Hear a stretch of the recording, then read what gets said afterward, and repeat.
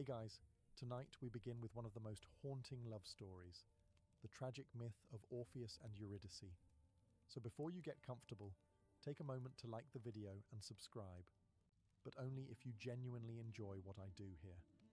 And let me know in the comments where you're tuning in from and what time it is for you. It's always fascinating to see who's joining us from around the world.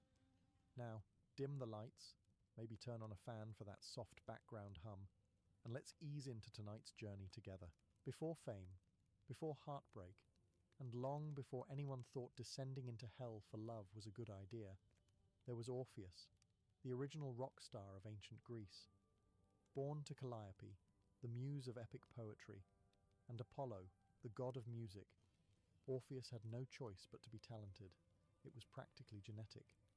While other children learned how to hurl stones at goats, little Orpheus was busy discovering that plucking strings could make people cry, which, in ancient terms, was the peak of sophistication. From the moment he strummed his first lyre, the world collectively decided to stop and listen. Trees leaned closer. Rivers changed their flow to match his rhythm. Even lions reportedly stopped mid-mauling to hum along. The man could make rocks emotional, and not just metaphorically. Stones would roll toward him as if desperate for front-row seats. It was as if nature itself had a subscription to Orpheus Premium. Apollo, ever the proud dad, gifted him a golden lyre that made every mortal bard look like a village drunk with a flute. And soon, Orpheus wasn't just good, he was divine-level good. Imagine someone who could outplay Mozart, outsing Freddie Mercury, and still manage to look mythologically handsome while doing it. The gods adored him, mortals worshipped him, and the underworld, well, they were about to get their turn. But talent, as history never fails to prove, is a dangerous thing. It attracts envy, obsession, and the occasional snake-related tragedy. For now, though, Orpheus lived in harmony with the world, plucking his lyre under olive trees while satyrs slow-clapped in admiration. His songs weren't merely melodies, they were emotional ambushes.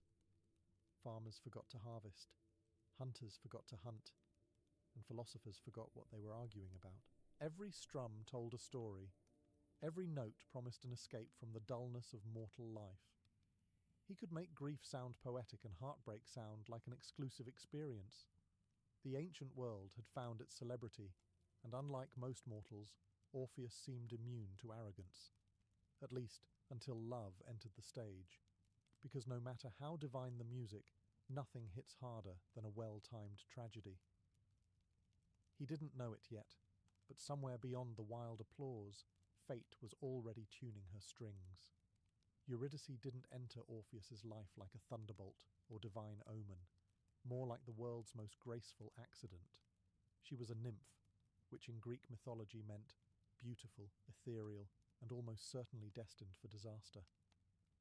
One day she was dancing through the meadows, barefoot and carefree, and the next she was making the most talented musician in history forget what hunger, sleep, and self-respect were. The meeting itself wasn't some grand affair. No lightning, no choirs of angels, just a man with a lyre, and a woman who didn't immediately run away from the sound of it, which, by ancient standards, was romance. Legend says that when Orpheus first played for her, the wind stopped moving, and even Zeus paused mid-affair to eavesdrop.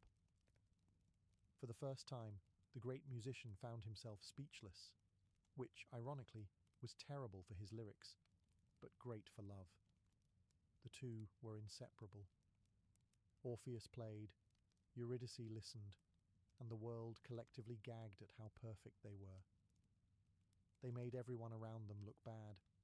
Shepherds forgot their flocks, poets threw out their work, and gods probably took notes for their next tragic experiment. Theirs was the kind of love that poets would later romanticize, and everyone else would quietly resent. Naturally, the wedding was divine chaos. All the forest creatures attended, deer, birds, even a few mildly confused centaurs.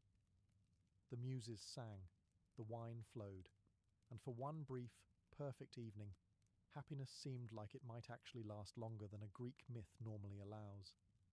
But the gods have a cruel sense of humour. They see love not as something sacred, but as an opportunity for creative punishment. Somewhere in the shadows, fate was already bored and sharpening her knives.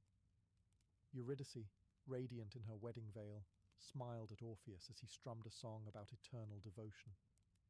A dangerous choice of theme in a culture where mortals rarely lived long enough to make good on it. Their love burned so brightly it practically begged for tragedy. Because in Greek mythology, the moment things go perfectly, the universe clears its throat and says, "All right, now let's ruin everything." And for Orpheus and Eurydice, the first note of that ruin was already humming beneath the strings of his lyre.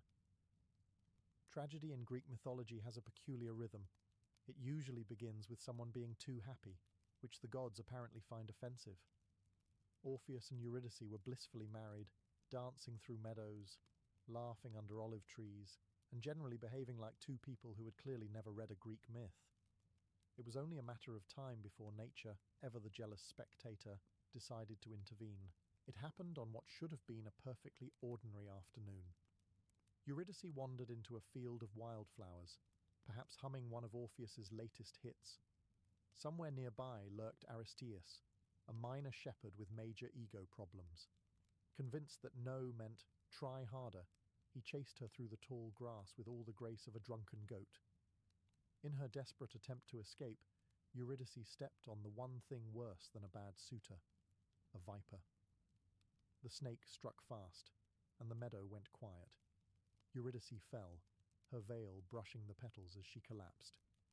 One bite, that was all it took. By the time Orpheus arrived, guided by the echo of her final scream, the world had already dimmed. She lay still, her beauty untouched, as if even death hesitated to claim her too roughly. The lyre slipped from his hands. For the first time, silence was louder than song. It said that Orpheus tried to sing her back to life, as if death might pause, tap its foot and reconsider. But the underworld has no taste for melody.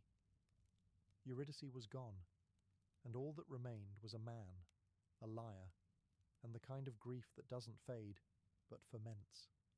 The world, ever indifferent, carried on. The birds resumed singing, the rivers continued flowing, and Aristeus went back to pretending he was relevant. But Orpheus, he wandered. His songs changed. Gone were the joyful tunes that made even stones weep with happiness. Now every note bled sorrow. The forests grew quiet, not out of awe, but pity. And somewhere in the shadows, Hades smiled faintly, not out of cruelty, but because he knew. No matter how divine the music, some hearts are destined to play their masterpiece only after breaking. The first act of Orpheus's legend was over. The descent was about to begin. Grief does strange things to mortals. Some drink, some pray, and some decide to march straight into the underworld with a musical instrument. Orpheus naturally picked the third option. Mourning Eurydice, he wandered aimlessly for days, strumming songs so mournful that even the trees looked uncomfortable. When he finally stopped crying long enough to think, he made a decision that could only be described as either heroic or clinically insane. He would bring her back. The ancient Greeks called this sort of thing hubris. The gods called it excellent entertainment. Armed with nothing but his lyre and an alarming amount of emotional damage, Orpheus approached the mouth of Hades,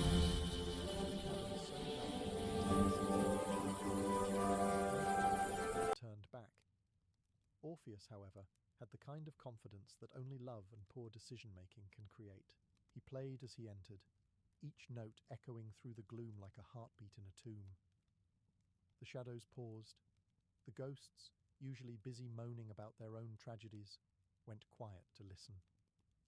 The ferryman Charon, infamous for charging even dead people a fee, forgot to ask for payment and just waved him across the river Styx. If Spotify had existed, Orpheus would have been trending in every realm. Past the river, Cerberus, the monstrous three-headed dog of hell, perked up. Normally, he preferred his snacks screaming, but Orpheus played a tune so gentle that the beast yawned, curled up, and took the most peaceful nap in Underworld history. It was official. The man could charm anything with a pulse, or in this case, without one. As Orpheus descended deeper, even the Furies, ancient spirits who specialized in making people regret being born, wiped their tears and asked for an encore. The dead, long deprived of beauty, found something almost living in his music, and at the heart of it all, sitting on thrones carved from shadow and regret, were Hades and Persephone. They watched the mortal approach, his face hollow, his hands trembling over divine strings. In the silence that followed, Orpheus bowed and lifted his lyre one final time. He had come to bargain with death, not with words, but with song. And for once, death would listen. Convincing Hades to do anything out of kindness was about as likely as convincing Zeus to stay faithful. Yet here stood Orpheus, one mortal, one lyre, and a grief so raw it could have cracked marble. Hades, the ultimate bureaucrat of the afterlife, looked unimpressed. Persephone, on the other hand, leaned forward, eyes bright with something between pity and curiosity. It wasn't every day a man walked into hell and requested a refund. Orpheus didn't speak. He simply played. The first note trembled through the chamber, fragile but defiant. Then came another, and another. A melody so pure that even the tormented souls of Tartarus paused mid-scream. Rivers of fire slowed their flow, the shadows straightened their backs, and even Hades' crown tilted slightly, as if trying to catch every sound. It was music not of rebellion, but surrender. A hymn to love's arrogance and its futility. Persephone wept openly, her tears blooming into ghostly flowers across the obsidian floor. Hades pretended not to notice, but the corners of his mouth twitched, the godly equivalent of bawling. Every string Orpheus plucked told the story of Eurydice's laughter, her sudden silence, and the unbearable echo that followed. By the time he struck the final chord, the underworld had forgotten its misery. Even the dead, briefly, remembered what it felt like to live. For a long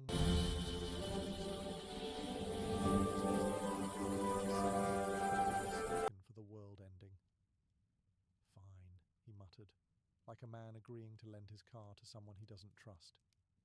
You may have her back, but under one condition: she follows behind you, and you must not look back until you both reach the world above. It was classic Hades, the kind of loophole-riddled mercy that would make a lawyer blush. Orpheus nodded, grateful and doomed in equal measure. As Persephone guided Eurydice's shade toward the path of light, Hades slouched back into his throne, muttering something about mortals and their theatrics. The deal was struck, the music had worked, and the impossible had been granted. All Orpheus had to do was walk, and resist the single most human instinct of all, to look back. What could possibly go wrong? The deal sounded simple enough. Walk straight out of hell without glancing back. But simplicity has never been the strong suit of mortals, especially ones armed with both trauma and curiosity. Orpheus began his ascent with Eurydice's faint footsteps echoing behind him, light, almost ghostly, as if she were more memory than matter. The tunnel wound upward through layers of shadow, and every step felt like wading through grief made solid. For the first few minutes, Orpheus was the model of discipline. Eyes forward, jaw clenched, playing mental chess against temptation. But the underworld wasn't about to make this easy. The silence was maddening. No whispers, no movement, just the faint, uncertain sound of someone who might, or might not, still be following. He wanted to speak, to say her name, but the gods had neglected to mention whether talking counted as looking back, and Hades was the type to exploit fine print. So he pressed on, sweating like a sinner in confession. Every few steps, his imagination betrayed him.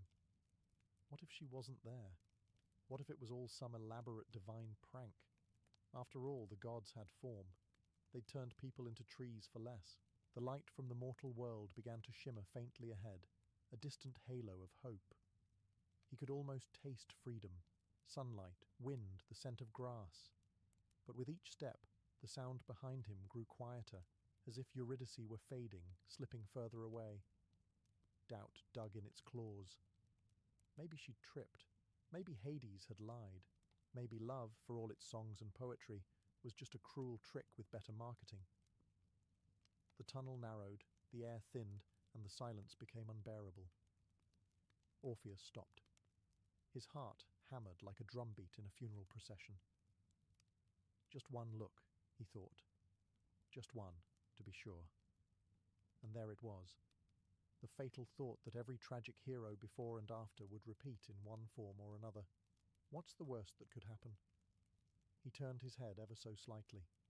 The answer, as it turned out, was everything, and then he did it. The one thing literally everyone, alive or dead, told him not to do. Orpheus turned around. One flick of the neck,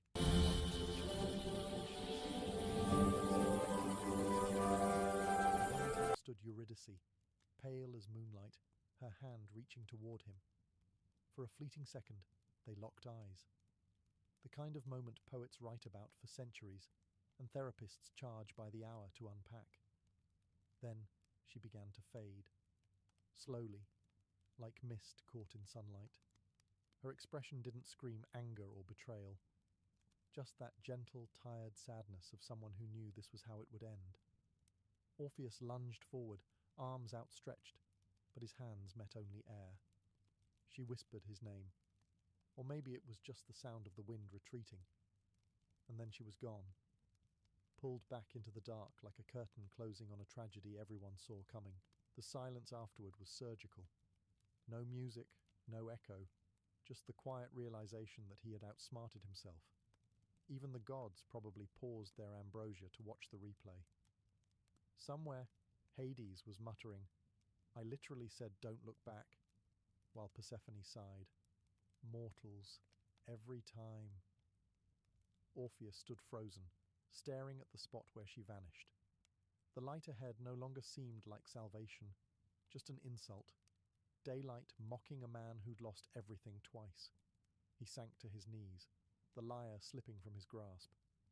The notes that once could charm gods now sounded hollow, like a promise broken mid-song.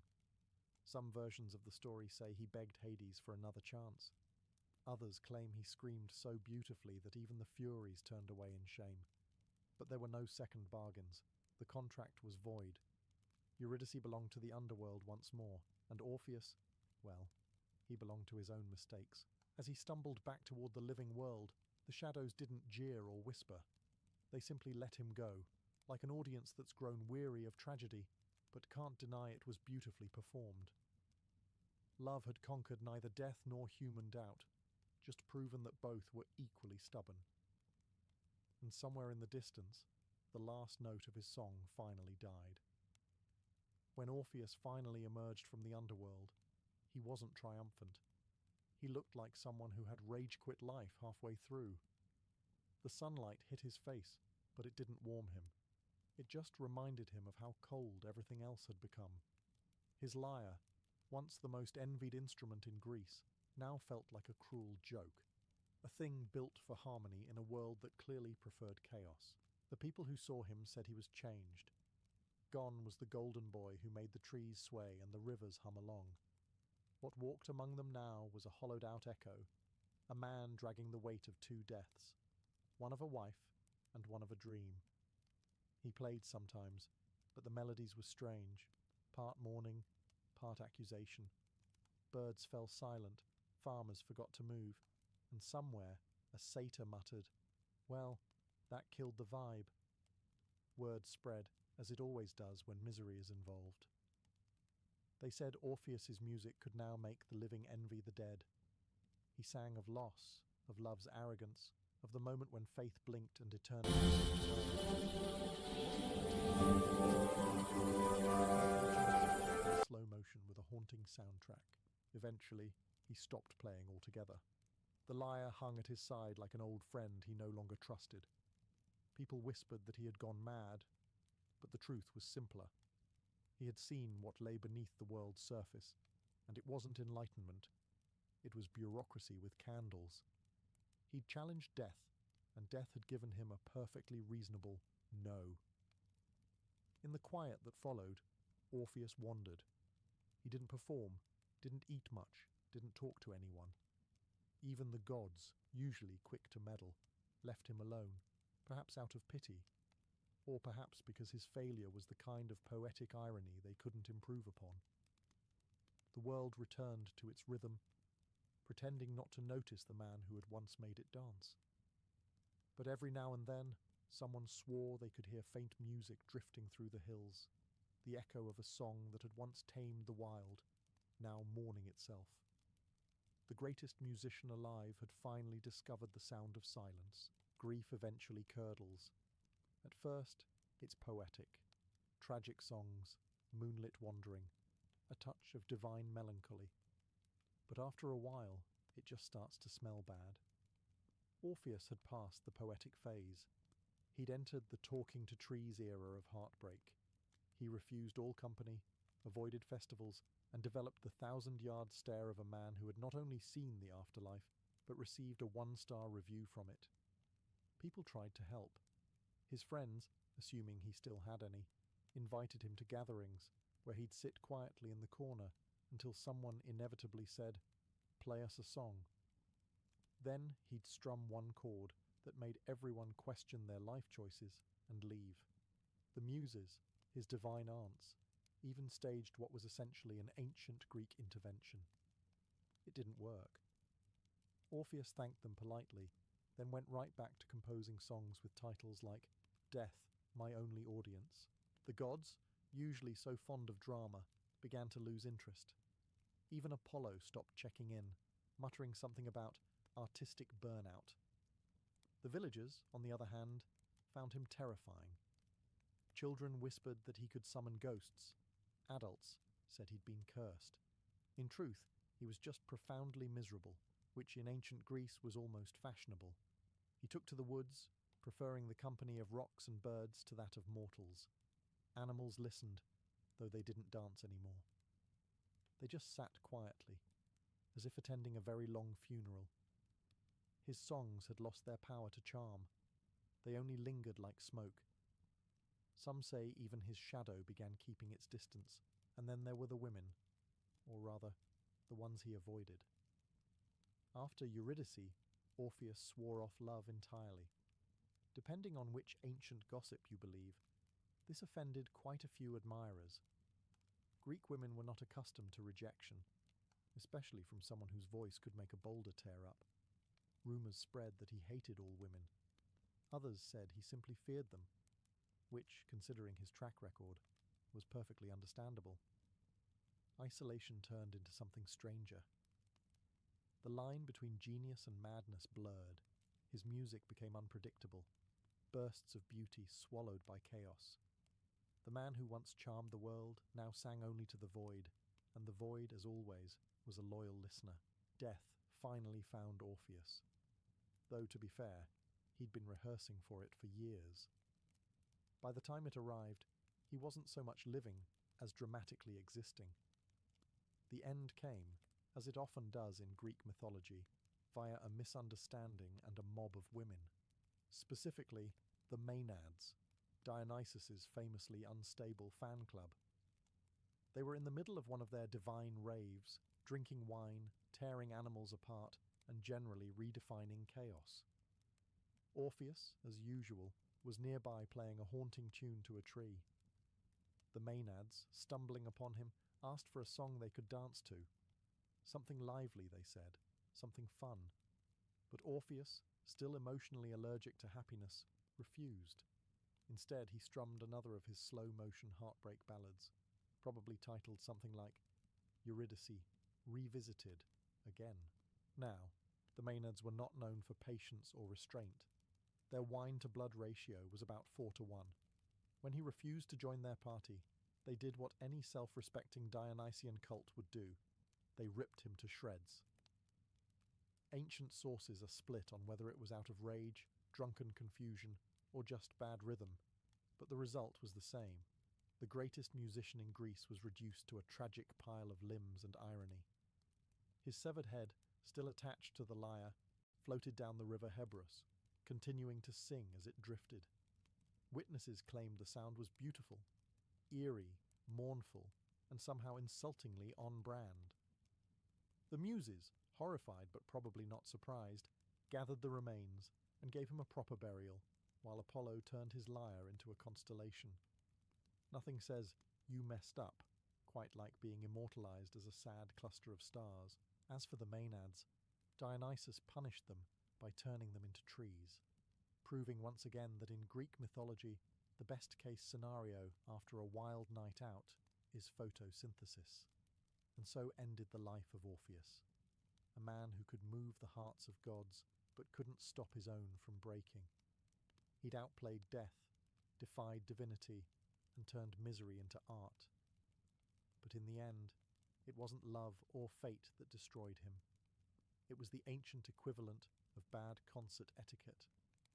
And so, after an appropriately melodramatic death, Orpheus finally joined the only audience that couldn't walk out on him: the dead. One moment he was floating down the river in pieces, the next he was standing, whole again, in the underworld. It was a reunion tour no one had asked for, but one fate had booked anyway. Eurydice was there, of course, waiting in the soft half-light of Elysium. No snakes, no gods, taken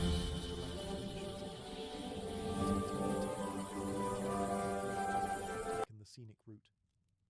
When she saw him, she smiled that same quiet smile, the one that had once made Apollo's lyre sound off-key. She didn't scold him for the whole looking back and dooming us both forever thing. She just said, "You took your time," which, coming from someone who'd been dead for years, was fair. Orpheus, for the first time in what felt like several centuries, laughed. Not the hollow, tragic kind of laugh he'd perfected on Earth, but the genuine, relief-soaked kind that sounds like a song rediscovering itself. There was no stage now, no crowd, no gods judging the rhythm. Just two souls who had finally outlasted every rule written against them. The legends say they wandered the Elysian fields side by side, speaking little, because words had already failed them once. Sometimes Orpheus played, not to charm or impress, but simply because music was how he breathed. And when he played, even the air seemed to shimmer, as if the world itself had decided to stop punishing them for loving each other. Above them, the living world moved on. Poets immortalized their tragedy, sculptors carved their sorrow, and philosophers argued over whether love was worth the paperwork. Meanwhile, in the calm gardens of the afterlife, Orpheus and Eurydice did what they'd always wanted to do. Nothing. No bargains, no conditions, no turning back. It's funny, really. He spent his life chasing eternity and only found it once he stopped trying. Maybe that's the moral the gods were after all along. You can't cheat death, but you can occasionally duet with it. And somewhere, faintly echoing through the underworld, the last note of Orpheus's lyre still hums, perfectly in tune at last. Before the age of decay and frost, the world basked in an eternal spring. Every valley bloomed, every breeze carried the scent of life renewed. Rivers hummed softly under skies without clouds, and no mortal had yet learned the word winter. In this timeless season wandered Persephone, maiden of blossoms, daughter of Demeter and Zeus. Her laughter was said to make flowers bloom faster, and her footsteps left trails of green behind. She was the pulse of the earth itself, vibrant and unblemished by sorrow. Demeter, the goddess of harvest, guarded her daughter fiercely.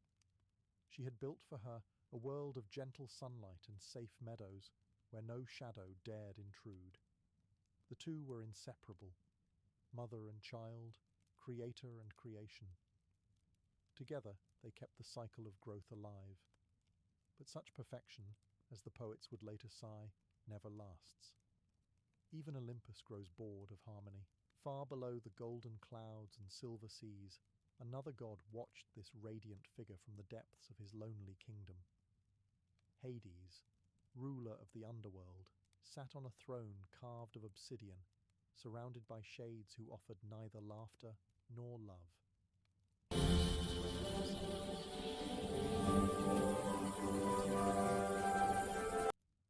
The living feared his name, though he brought them justice after death, and for ages he had ruled without longing, until he saw her. Persephone's beauty pierced through the cracks of the world like sunlight leaking into a tomb. To Hades, she was not just a maiden, she was balance itself, a counterpoint to his darkness. Yet how does one who governs the dead speak to life incarnate? He knew no courtship, no poetry. He only knew possession. Up above, the gods feasted and laughed, oblivious to the brewing tension below. Even Zeus, father of both, felt the quiet pull of inevitability, but chose silence, the kind of silence that would one day split the earth open. For now, the world still sang with spring. Persephone wove crowns of lilies and narcissus, untroubled by destiny. But somewhere beneath her dancing feet, the ground began to stir, not yet cracking, just whispering her name. The gods were watching, the seasons were waiting, and paradise had already started to end. Hades, the invisible one, ruled a kingdom unseen by mortal eyes, a vast expanse of shadow, mist, and memory. The underworld was not cruel, it was precise. Every soul had its place, every shade its silence. Yet for all his power, Hades was a prisoner of loneliness. His brothers, Zeus and Poseidon, had divided the cosmos between them, the sky, the sea, and the soil below. Hades had drawn the short straw, the realm of the dead. No cheers, no sunlight, no love. Only the echo of lives that once were. In that endless twilight, Persephone became his fixation. He saw her first in the mortal fields. A figure gleaming among mortals and nymphs, her laughter rippling like a bell in a mausoleum. To Hades, she was not merely beautiful, she was unbearable. The way light danced on her hair mocked his darkness. The way she gathered blossoms defied the stillness he ruled. And so he watched, not with lust, but with an ache deeper than hunger. It was not desire as men know it, but the yearning of night for dawn. Still, even gods require permission to act. Hades sought out Zeus upon Olympus, his tone steady, but his eyes hollow. "Brother," he said, "the world above teems with life. I wish for a queen to rule beside me. Let it be Persephone." Zeus, master of compromise, considered the request. Demeter's daughter was precious, but her mother's power had grown vast, and Zeus feared the balance of Olympus tipping toward her. And so he answered not with words, but with silence, a silence that Hades interpreted as consent. That silence was enough to set the myth in motion, for the god of death is not accustomed to waiting. He began to plan, not with malice, but with inevitability. In his mind, Persephone's laughter no longer belonged to the surface world, it belonged to the deep. In the days that followed, the earth itself seemed to hold its breath.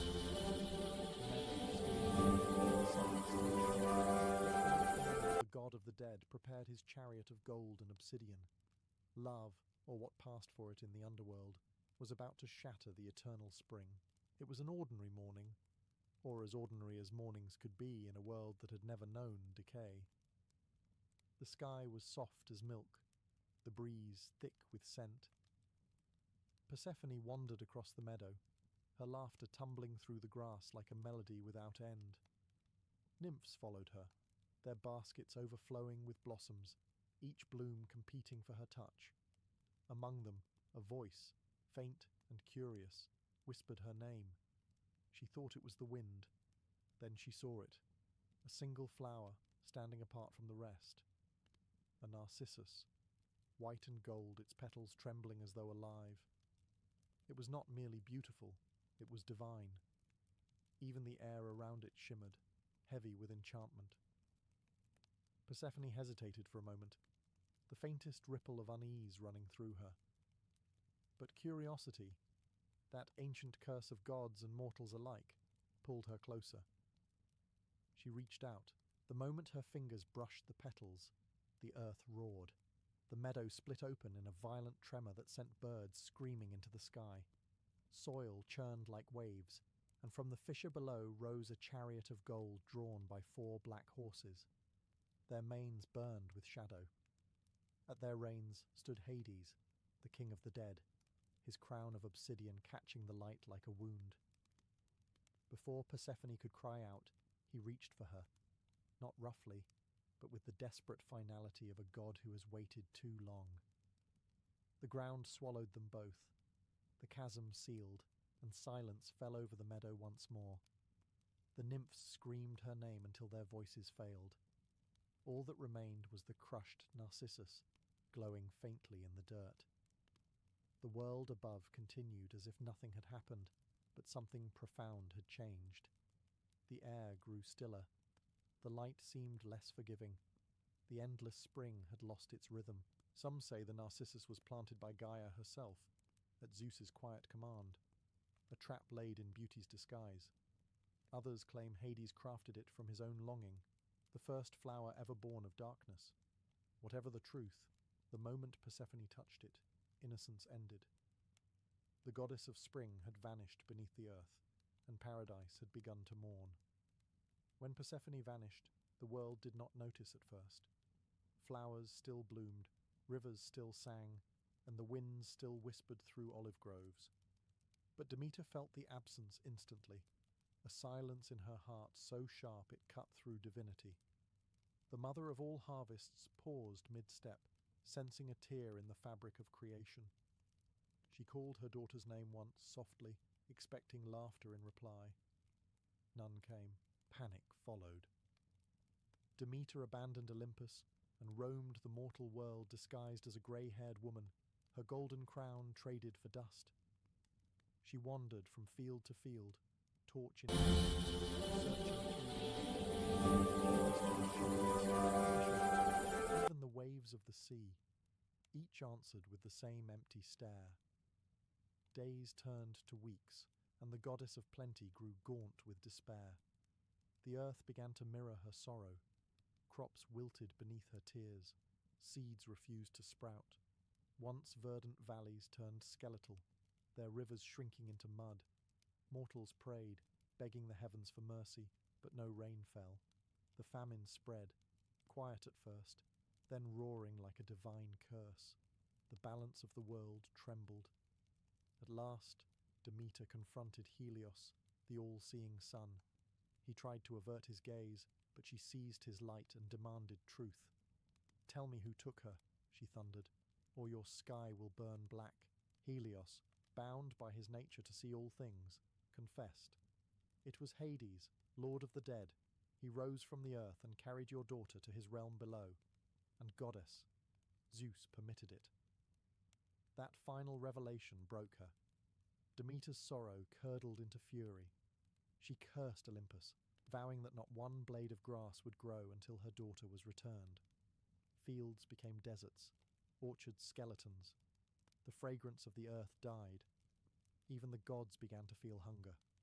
Zeus, pressured by mortal prayers and divine unrest, finally took notice. The king of gods could ignore many things, but not starvation. His world was unraveling, and he knew its source. Meanwhile, beneath all that ruin, Persephone sat in the dim halls of Hades, unaware that her mother's grief had frozen the living world. Spring was gone, and for the first time in creation, winter was born. Far beneath the weeping earth, Persephone awoke in darkness. The air was thick with silence, the kind that presses against the soul. She expected chains, torment, fire, whatever terrors mortals imagined of the underworld. Instead, she found stillness and symmetry. The realm of Hades was not cruel, only cold. Rivers of memory flowed through caverns vast as night itself, and pale shades drifted like mist across the black fields of asphodel. Hades watched her from his throne of obsidian, his expression unreadable. He did not revel in her fear. He seemed almost uncertain of his own victory. "You are safe here," he said, his voice low and hollow as an echo. Persephone did not answer. Her defiance was silent, but it burned bright enough to warm the void around her. Days passed, or what passed for days in a land without sun or moon. Servants of shadow brought her jewels carved from the bones of mountains and robes woven from starlight caught between realms. She refused them all. She longed only for light, for her mother's touch, for the hum of bees and the smell of tilled soil. Yet in moments of quiet, she could not deny the strange allure of this world.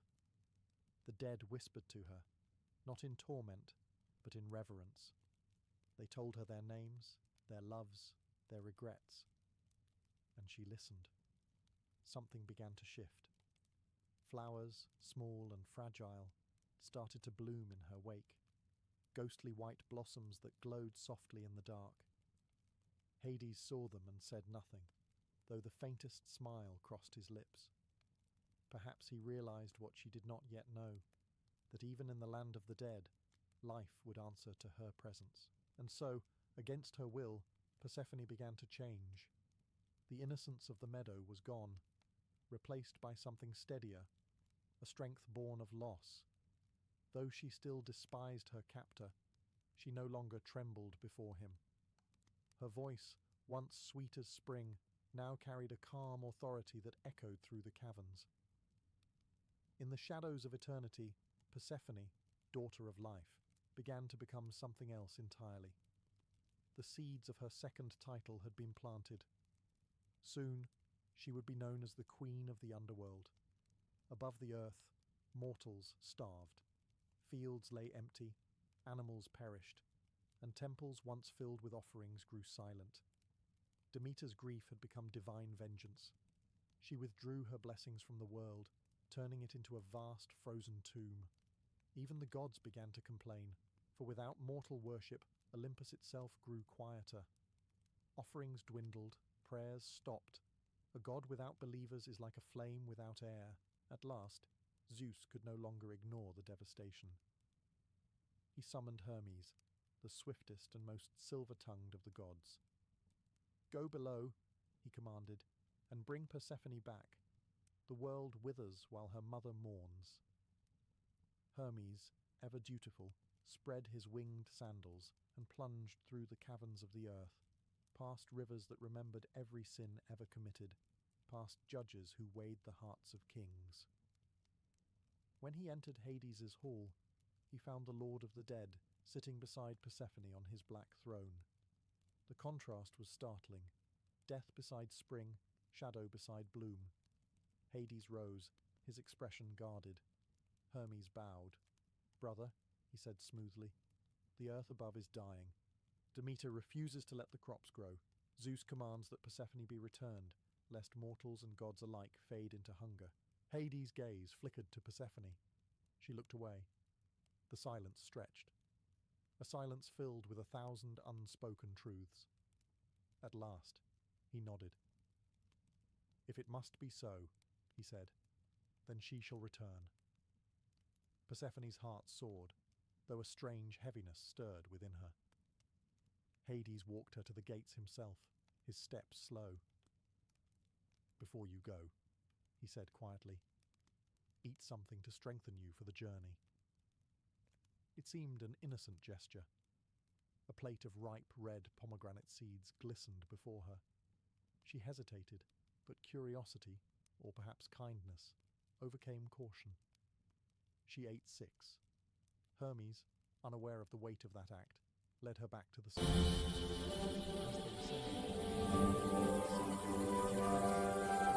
To the waiting earth. But in Olympus the fates began to whisper. The rule of the dead was clear. Whoever partook of food from that realm was bound to it. Persephone had eaten 6 seeds, and so the bargain was incomplete. The goddess of spring could return, yes, but only for 6 months of every year. When Persephone's feet touched the surface again, the world gasped back to life. The ice that had strangled rivers cracked and melted. Seeds long buried sprang from the soil in a frenzy of green. Birds sang as if waking from a nightmare, and Demeter, wild-eyed, half-mad from grief, dropped her torches and ran to meet her daughter. The reunion was so fierce it shook the heavens. They clung to one another like life itself had been restored. For days, mother and daughter wandered the revived earth. Demeter filled the fields with wheat, the trees with fruit, the air with fragrance. The mortals rejoiced, feasting and singing prayers of gratitude. Even Zeus, that habitual opportunist, congratulated himself on his wise intervention. Olympus glowed again, the altars refilled, and peace seemed to settle over the world. But peace in Greek mythology never lasts long. After the celebrations faded, Hermes appeared once more. His expression carried the kind of sympathy only a messenger could afford, the kind that softens the edge of bad news without dulling its truth. He bowed before Demeter and Persephone, then spoke the words that would change the rhythm of the world forever. Persephone has eaten the food of the dead, Hermes said. 6 seeds from the pomegranate of Hades. The law is clear. Whoever tastes from that realm belongs to it in part. The silence that followed was heavier than any winter. Demeter's joy shattered. She turned to her daughter, her voice trembling between disbelief and fear. "Tell me it isn't true." Persephone, her eyes full of both guilt and wisdom, nodded slowly. "I did not know," she whispered. "He offered them as kindness." Hermes sighed. "Then there can be no full return. But Zeus, in his wisdom, decrees a compromise. For 6 months of every year, Persephone shall dwell above with her mother, and for 6 months below with her husband. Thus will the seasons turn, life and death in eternal rhythm." Demeter did not answer. She only held her daughter tighter, as if her grip could keep the months from passing. But the law of gods is iron, and so the earth itself learned to breathe, half in bloom, half in mourning. The first true spring had come, and the first winter waited just behind it. When the time came for Persephone to descend again, the earth seemed to hold its breath. Demeter wept, though she had known this moment would return. The fields began to fade beneath her tears, gold turning to grey as though the world itself mourned alongside her. The birds quieted, the winds grew still, and as the waves of the but as a queen. The ground parted gently this time, no thunder, no screams, only a sigh, as if the world had accepted its rhythm. Hades awaited her in the depths, solemn and still, yet there was a flicker of something in his gaze, not triumph, but recognition. When Persephone stepped into the chariot, the darkness folded around her like a familiar cloak. In her absence, Demeter retreated once more from Olympus, her grief rippling through the seasons. Winter descended. Frost crept across the earth, rivers hardened to glass, and mortals gathered around dwindling fires. Yet this time, they did not curse the gods, for they had learned the pattern. They knew spring would come again, carried on the footsteps of Persephone's return. Below, the queen of the underworld resumed her throne beside Hades.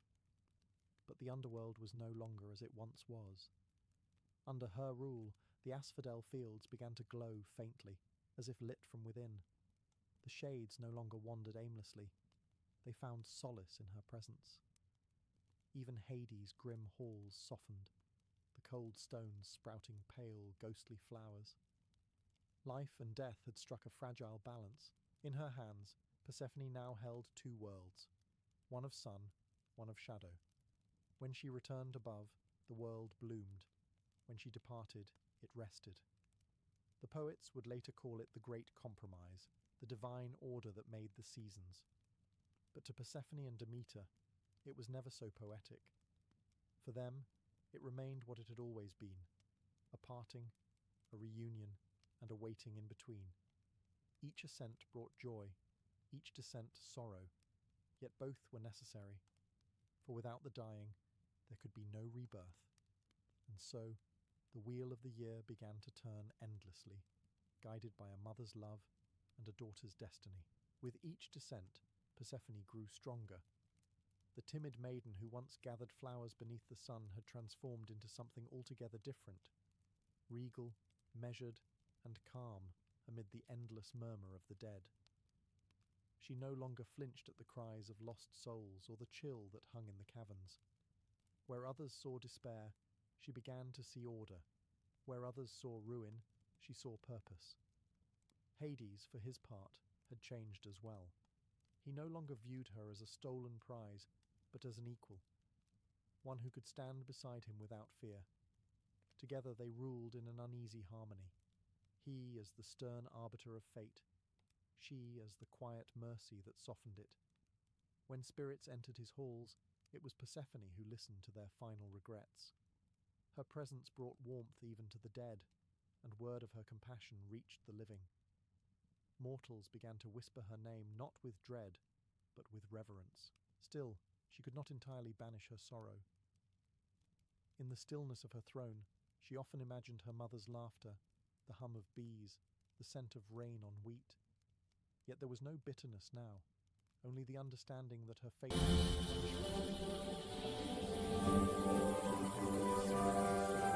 gloom and decay. The goddess of spring had learned to live among ghosts. Hades would sometimes find her wandering the meadows of asphodel, fingers trailing through the spectral grass. "You have brought life to death," he once told her. "Even the darkness bends toward you." She smiled faintly. "Then perhaps the darkness was never as cruel as we thought," she said. Above them, Demeter endured the cold months in patience rather than fury, knowing that her daughter would return. Each year, their reunion became the heartbeat of the world, joy and grief alternating like breath. The mortals came to see Persephone not merely as the bride of Hades, but as the bridge between worlds. When they buried their dead, they prayed to her for gentleness in passing. When they sowed their fields, they prayed for her return. Thus Persephone's shadow fell across both realms, half sunlight, half night, the goddess who taught gods and mortals alike that even death must yield for a time to life.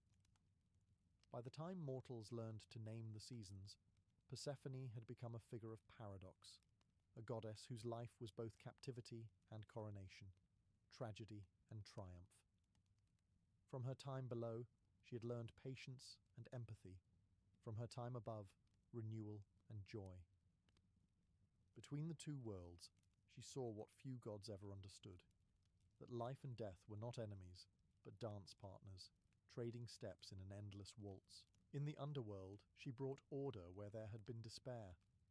The lost souls who once drifted in gloom now found comfort in her calm gaze. Some claimed that flowers of light sprouted wherever she walked, fragile white blooms that fed on memory instead of sun. Even the judges of the dead, severe and unsmiling, began to soften their tone when she entered the chamber. It was as though her presence reminded them that mercy too was divine. Above, Demeter watched her daughter's yearly return with both joy and restraint. The world burst into life at the sight of Persephone, but Demeter had learned not to clutch her too tightly. The goddess of harvest, who had once wielded famine as a weapon, now understood something deeper, that love cannot cage what must move between worlds. Mortals built temples to both mother and daughter, one for the plenty of spring, one for the promise of rest. They offered grain to Demeter and pomegranate to Persephone, honouring both the bloom and the burial. The Eleusinian mysteries were born from this sacred rhythm, an initiation that whispered of rebirth, of hope beyond death. Zeus, ever pragmatic, pretended the arrangement had been his wisdom all along.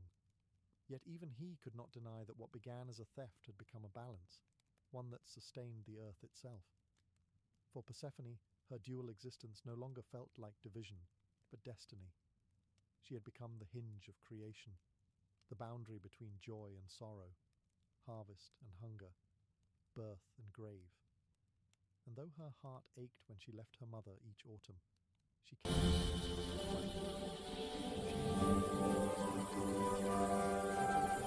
needs its shadow, and every ending hides the seed of a beginning.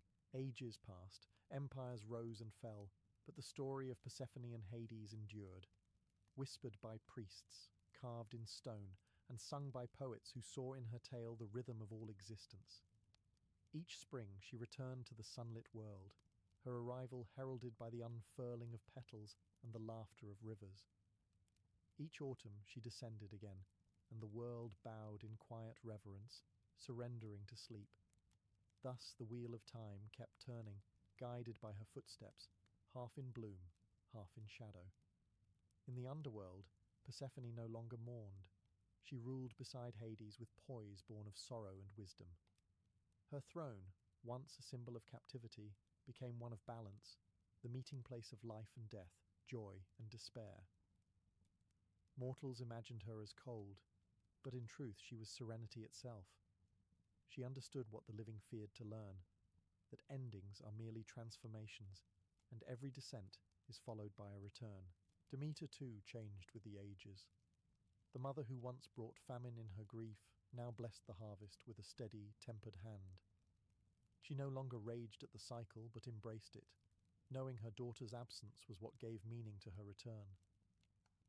Between mother and daughter, a pact was sealed, not one of words, but of understanding. Even Hades, the eternal judge, found renewal in her presence. The god once shunned by both mortals and Olympians now ruled a realm no longer defined by terror, but by inevitability.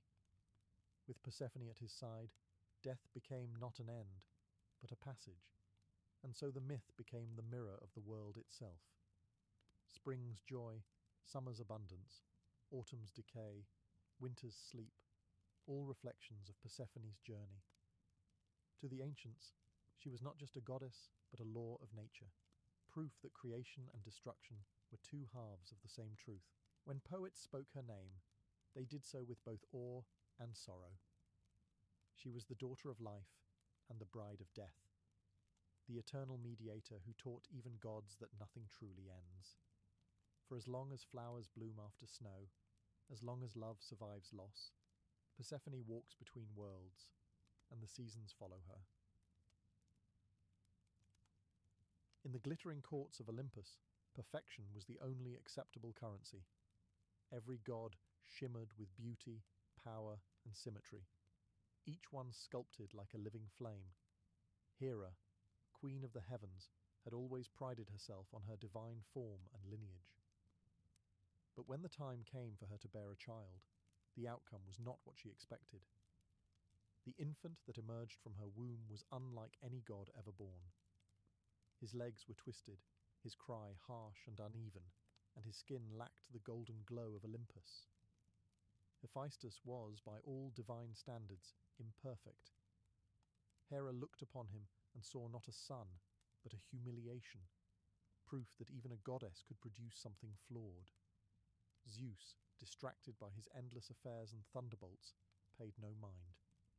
The child's deformity became a stain on her vanity, a whisper among the gods that Hera had lost her divine favour. And so, in a fit of rage disguised as righteousness, she did the unthinkable. The queen of Olympus lifted her newborn by his small ankle and hurled him from the heights of heaven.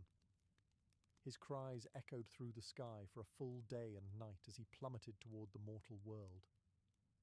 No lightning struck to save him, no divine hand reached out in mercy. The godling struck the sea with a sound that silenced even the waves.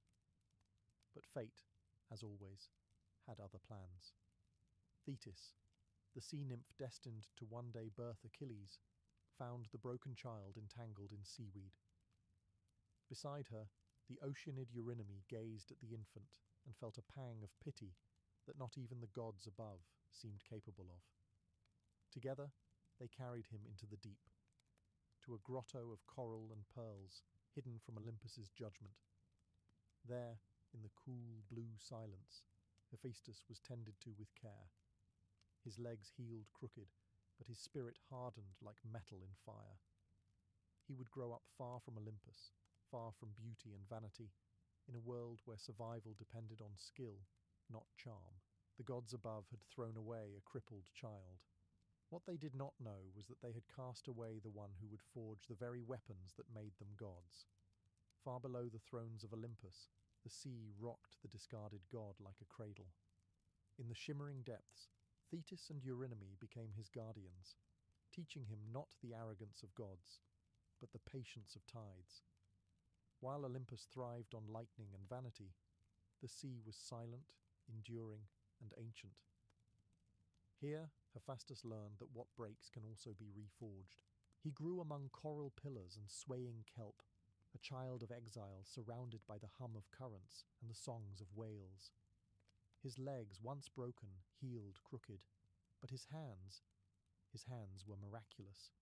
They learned to shape, to build, to repair. With coral hammers and volcanic stones, he began crafting tools from the wreckage that drifted down from the mortal world. Bronze fish, pearl cups, chains of silver that shimmered like moonlight, he made beauty from ruin.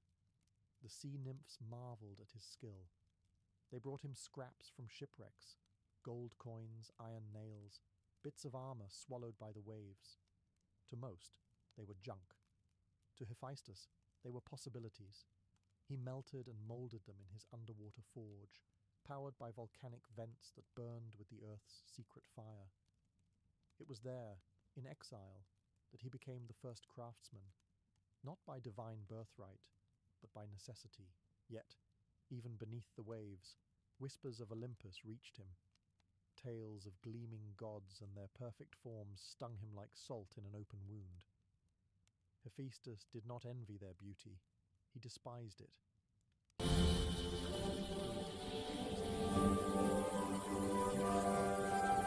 act of defiance, a rhythm that said, "I exist and I create." Thetis watched him in silence, sometimes catching a flicker of divine fire in his eyes, a spark not born from wrath, but from purpose.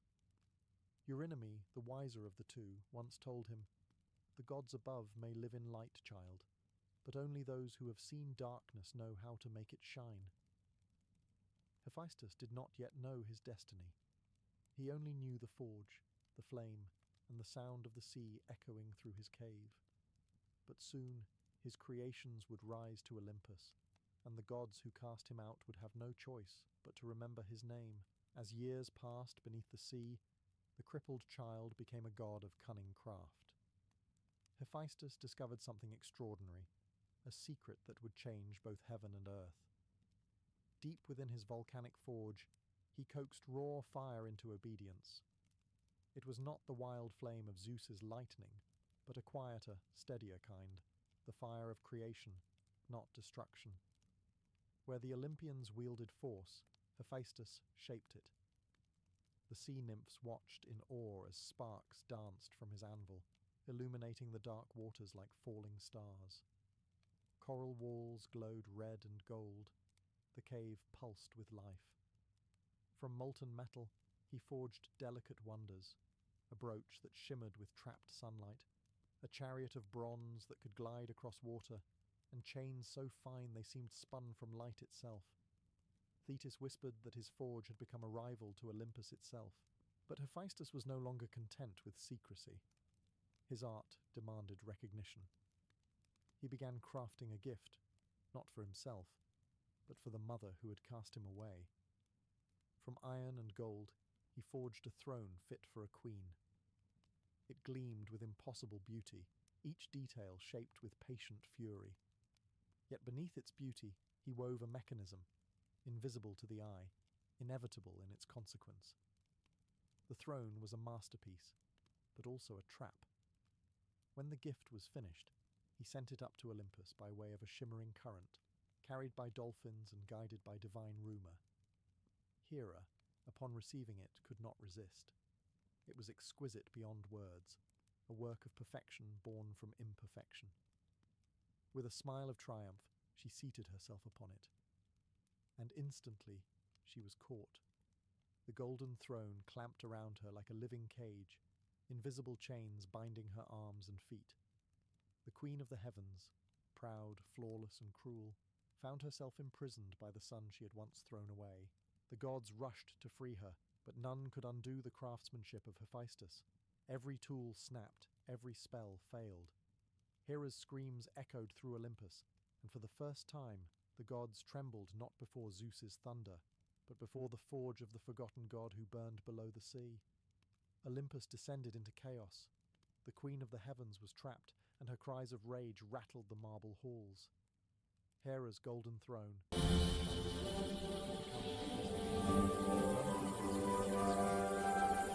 Ares tried brute strength, splitting the columns of the throne room.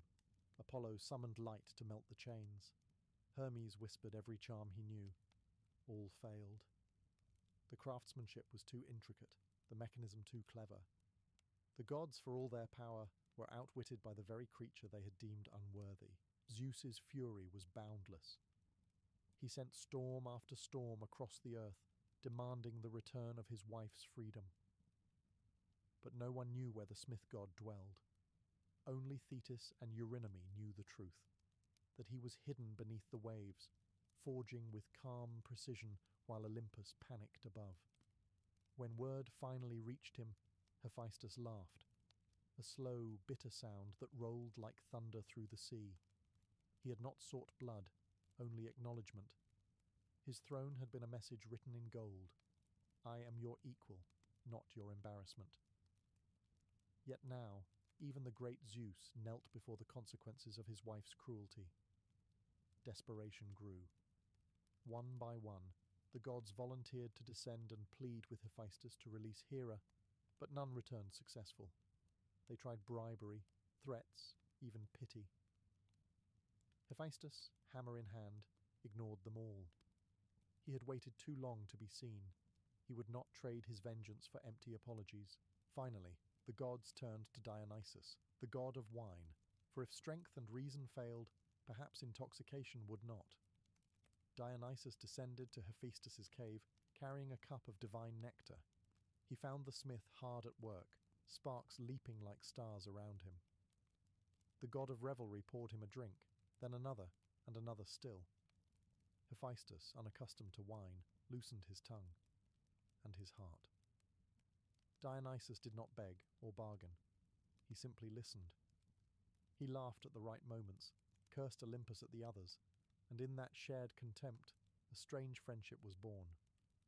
By dawn, Hephaestus, drunk but smiling, agreed to return with him. Not as a prisoner, but as an artist whose work the gods could no longer ignore. Olympus had never known humiliation like this. Hera, the queen of the gods, trapped on her own throne by an invisible snare, cursed and screamed as the other deities circled helplessly. Apollo's songs did nothing. Ares broke 3 golden hammers in rage. Not even Zeus, lord of the sky, could pry her free. The throne was flawless, a divine lock built by a divine grudge. Desperate, the gods convened in panic. They needed Hephaestus, the son they had never claimed, the crippled exile who now held their queen hostage with craftsmanship alone. But summoning him was no simple task. He would not answer Olympus. He had no reason to. The gods had forgotten him, and he preferred it that way. It was Dionysus, god of wine and revelry, who proposed a solution. If he won't return to Olympus, he said with a smirk, then we'll bring Olympus to him, in a bottle. While the others shied.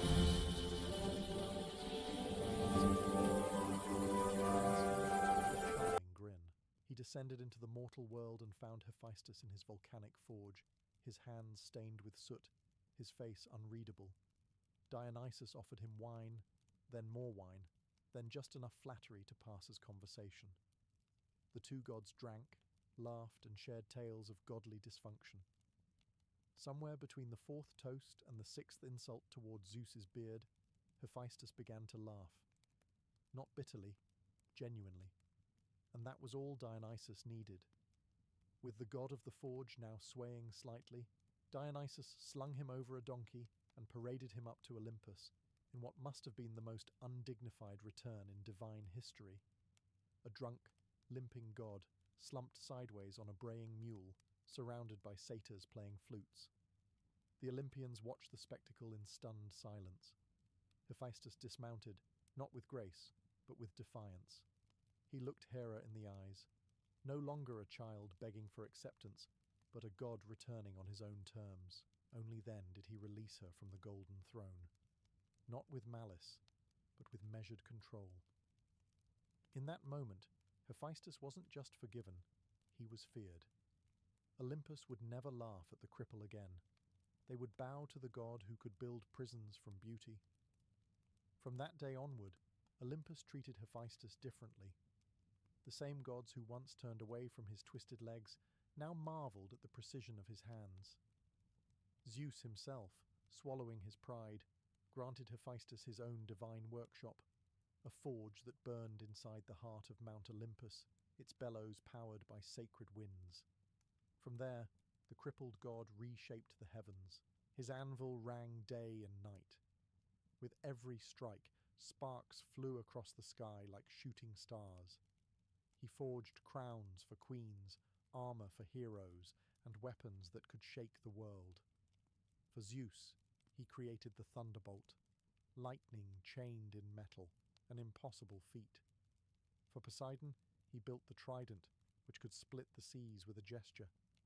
Even Hermes owed him his winged sandals, delicate as smoke, yet swifter than any wind. But Hephaestus didn't craft merely for power, he crafted for perfection. His creations weren't just tools, they were art, each infused with the same quiet defiance that had fueled his survival. To him, beauty was not born of symmetry, but of purpose.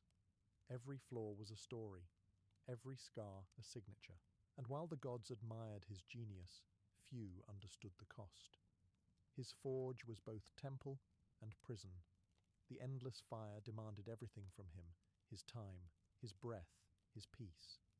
When mortals dreamed of gods, they imagined feasts and gold halls. Hephaestus dreamed of silence, of the hiss of metal cooling in water. Even so, the forge gave him dignity. For the first time, he belonged, not because Olympus had forgiven him, but because they needed him. The god they once cast into the sea now held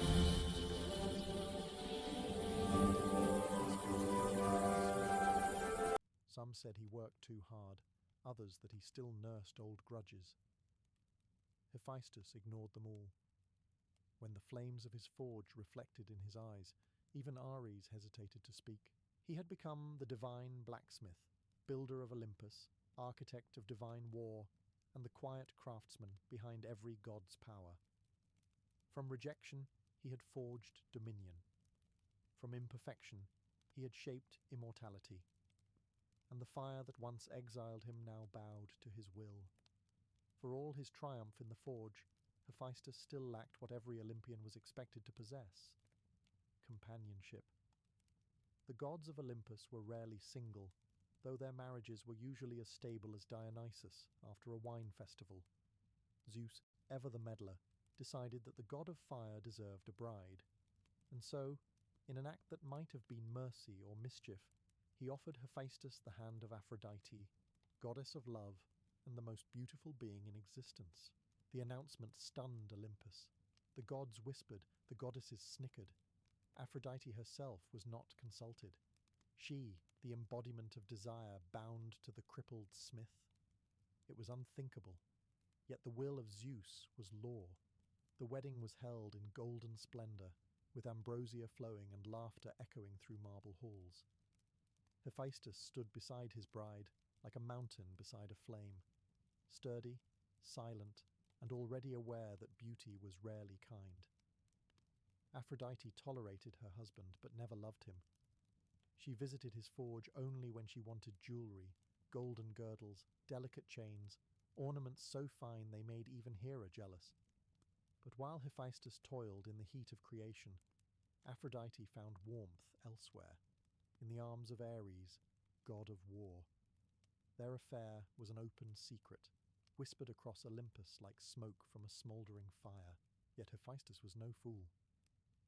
He noticed the missing glances, the laughter behind closed doors, the faint scent of iron and perfume that lingered after midnight. And though the other gods pitied him, they underestimated him. For if there was one thing Hephaestus understood, it was how to set a trap. With quiet precision, he forged an invisible net of gold, fine as spider silk, unbreakable as fate. He waited until the lovers met again, then let the net fall. The chains shimmered into being, binding Ares and Aphrodite together mid-embrace. At dawn he summoned the gods to witness his vengeance. The laughter that followed was thunderous. The lovers were shamed before all of Olympus. Their beauty and power turned into spectacle. Hephaestus did not smile. He simply watched, his face unreadable, his victory as cold and deliberate as forged bronze. The gods laughed at Ares that day, but none laughed at Hephaestus ever again. The laughter of Olympus echoed for days after Hephaestus revealed his golden trap. The gods found endless amusement in the sight of Ares and Aphrodite, two paragons of passion, caught like clumsy mortals in a web of divine craftsmanship. Even Apollo, usually composed, laughed until tears streamed down his face. But beneath the noise, Hephaestus stood apart, calm, almost detached. His revenge was not born of fury. It was an artist's signature carved into humiliation. Zeus eventually intervened, his thunderous voice restoring a semblance of order. "Enough," he declared, though even he could not hide his smirk. "Release them, smith of Olympus. You've proven your craft." And so, with a slow and deliberate motion, Hephaestus touched the anvil and dissolved the golden net. The lovers fled in silence, their pride melted like wax before flame. Ares never forgave him. The god of war nursed the grudge like a festering wound, swearing vengeance. But Hephaestus was unbothered. He had long learned that pain was a poor excuse to stop creating. His forge roared louder than ever, not from anger, but from purpose. In the days that followed, he worked like a man possessed. He forged automatons, gleaming statues of gold and bronze that moved on their own, powered by divine fire. They guarded his workshop, served his every need, and spoke in metallic voices. Mortals would later call them the first machines, but to Hephaestus they were companions, beings that could not betray, laugh, or cheat. Even Hera, who once cast him from the heavens, now came to him for favours. She wanted new adornments, new symbols of her majesty. He crafted them without complaint, though his eyes held a quiet irony she chose to ignore. When mortals prayed to the gods, they asked for victory, love, or wisdom. But when they prayed to Hephaestus, they asked for skill, for steady hands, for patience, for mastery of craft. He gave them all these freely. Hephaestus had been mocked, rejected, and betrayed, but his vengeance was elegant. Every god, every hero, every kingdom would depend on his creations. The crippled child of Olympus had turned his suffering into immortality. His fire no longer burned for wrath. It burned to remind the heavens who had forged their glory. Though his forge stood among the clouds, Hephaestus found little joy in the company of gods. They came to him for favours, not friendship. Their praise was hollow, their laughter fleeting. But one day, a mortal hero came knocking, a man of earth and bone, who would treat the smith not as a tool, but as an equal. His name was Achilles. Thetis, the same sea goddess who had once rescued the abandoned infant, now came to her foster son once more, but this time to ask for armour for her mortal child. She found Hephaestus as she had centuries before, soot-stained and focused, his hammer singing against the anvil.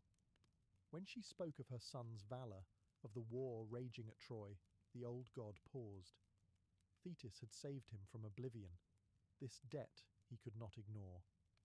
He rose from his bench and promised her a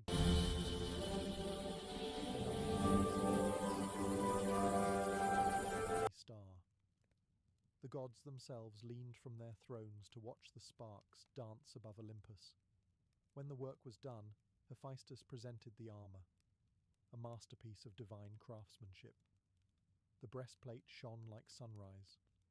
The shield told the story of the world, oceans, constellations, cities, beasts, and men, all etched in living metal.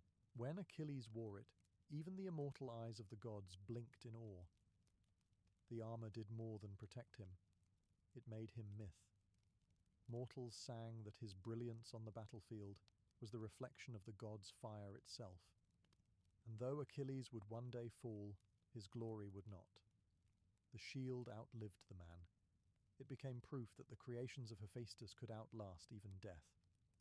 For perhaps the first time, the god of forges saw in a mortal what he had long sought in gods: gratitude.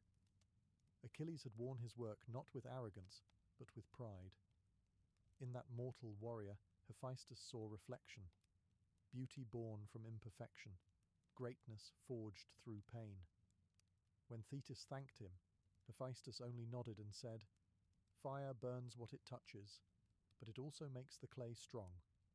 And with that, he returned to his forge, his hammer once again singing to the rhythm of destiny.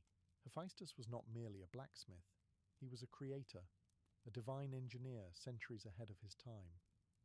His mind never rested, always seeking new forms of life that could obey the laws of precision rather than the whims of gods. From his forge in Olympus, he began crafting beings not of flesh, but of metal, golden automatons, shining constructs animated by divine intelligence. They were neither mortal nor divine, yet something in between. He made them in pairs, giving each the shape of a flawless maiden, their joints smooth and gleaming like liquid sunlight. They could walk, speak, and even think, their eyes glowing softly with firelight. They tended his forge, brought him tools, and sang in mechanical harmony as the hammers fell. In their perfect obedience, Hephaestus found a peace that Olympus never offered. Among his creations was Talos, a bronze giant forged to guard the island of Crete. Massive and relentless, Talos circled the island 3 times each day, protecting it from invaders. His single vein ran with molten ichor, the blood of gods, sealed with a nail hammered by Hephaestus himself. Talos was not just a guardian, he was a statement. The god who had been thrown away had now built a being that could defend empires. The Olympians watched these inventions with unease. Zeus admired the efficiency, but others whispered that Hephaestus had gone too far, that he was meddling in the work of creation reserved for the fates. Even Athena, goddess of wisdom, regarded his automatons with cautious curiosity. But Hephaestus did not care. The gods created chaos. He created order. Yet, behind every invention lay a shadow of loneliness. His golden servants could mimic affection, but they could not feel it. They obeyed his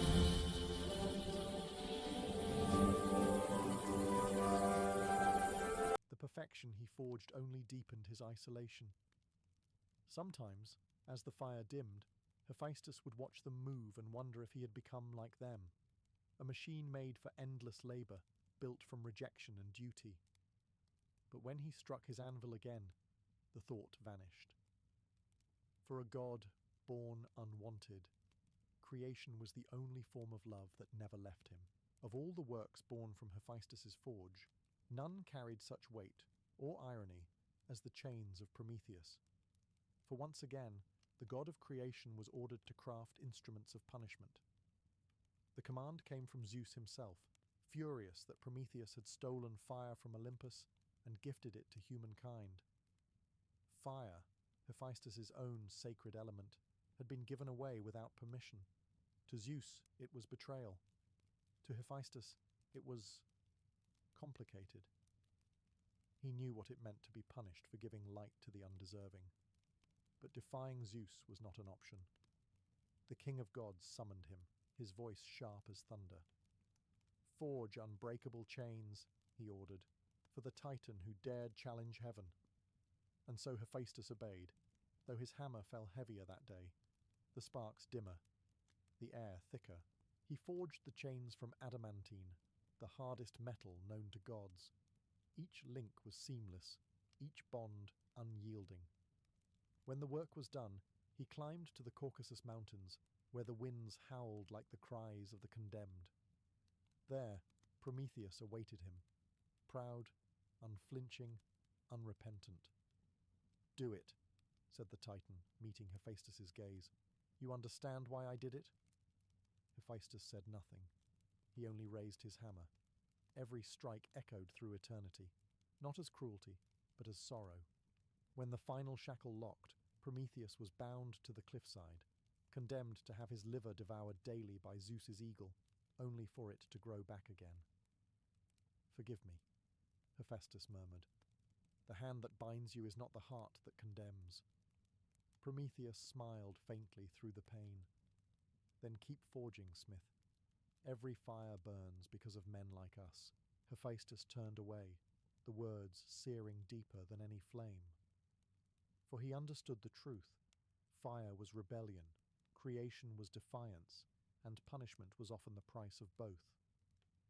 When he returned to Olympus, Zeus praised the chains, declaring them perfect. Hephaestus only nodded. Perfection, he knew, was often another word for cruelty. And though his hands had made the prison, his heart remained with the captive Titan, the one being who had dared, as he once did, to bring light to those living in the dark. Long before the wrath of Achilles shook the walls of Troy, there was a love story that began not with romance, but with prophecy. It was the tale of Thetis, the immortal sea goddess whose beauty made even the stars blush, and Peleus, the mortal hero fated to love her. Their marriage was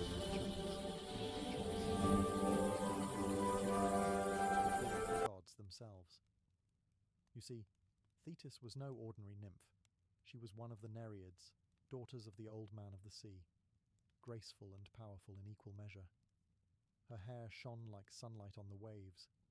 Her voice carried through the tides, and both Zeus and Poseidon, mighty rulers of heaven and sea, desired her. But when the goddess of prophecy, Themis, revealed the truth, that Thetis would bear a son greater than his father, the two most powerful gods in existence recoiled. They, who feared nothing, now feared their own downfall. So they made a decision. Thetis would not wed a god. She would be given instead to a mortal, a man whose life would end long before hers, ensuring the child of their union could never rival Olympus. And so their eyes turned to Peleus, a noble king from the mortal world, son of Aeacus and descendant of Zeus himself, a man brave, disciplined, and honourable, yet still tragically human. Peleus was told by the wise centaur Chiron that his fate was entwined with that of the sea goddess. "You will win her," Chiron warned, "but only through courage and patience. She will resist, as wild as the waves that bore her." And so, the mortal man set out to find the goddess of the sea, not to conquer her, but to fulfill what the fates had already written. On a lonely shore where foam met sand, he caught sight of her for the first time. Thetis rose from the waves, her form gleaming like liquid moonlight, eyes as cold as the deep. She looked upon Peleus and saw her future, the one she did not want. And though she did not yet know it, from that reluctant union would one day be born a child whose name would echo through eternity. Achilles, the greatest of all mortal warriors. Winning the heart of a goddess was never going to be easy, especially one who had no desire for mortal love. Thetis was the ocean made flesh, untamed, ever-shifting, and proud. Peleus, though a king among men, was to her nothing more than a fleeting ripple on the surface of time. Yet prophecy bound them together, and the will of Zeus left her with no escape. Still, Thetis swore she would never yield to a mortal's touch. Peleus, for his part, was not a man of gentle words. He was a warrior, trained in endurance, not poetry. When he sought the advice of Chiron, the wise centaur told him plainly, "You cannot win her through beauty or power. You must hold her until she cannot flee. When the sea finds no shore to crash against, it surrenders." The advice sounded impossible. And yet, Peleus trusted the wisdom of his old teacher. One dawn, he climbed to the shore where Thetis often rested, her feet in the foam and her gaze lost in the horizon. As she rose from the waves, the light of morning glimmered across her skin like liquid gold. Before she could retreat, Peleus seized her by the wrists. She cried out, her eyes flashing like lightning beneath the sea. At once her body changed. She became water, slipping through his fingers. Still,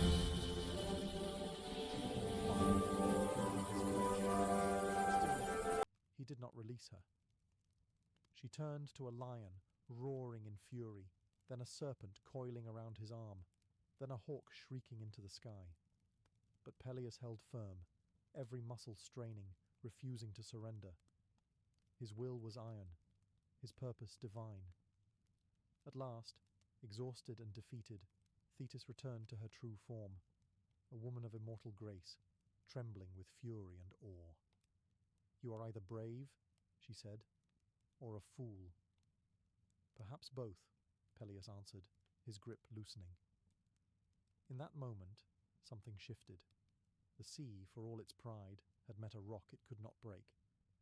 Thetis, though unwilling, recognized strength and fate. She would be his, not by choice, but by destiny's decree. The mortal had conquered the divine, and the waves themselves seemed to bow in silence. The union of Peleus and Thetis was unlike any the world had seen, a wedding arranged by the gods themselves, yet born from resistance rather than love.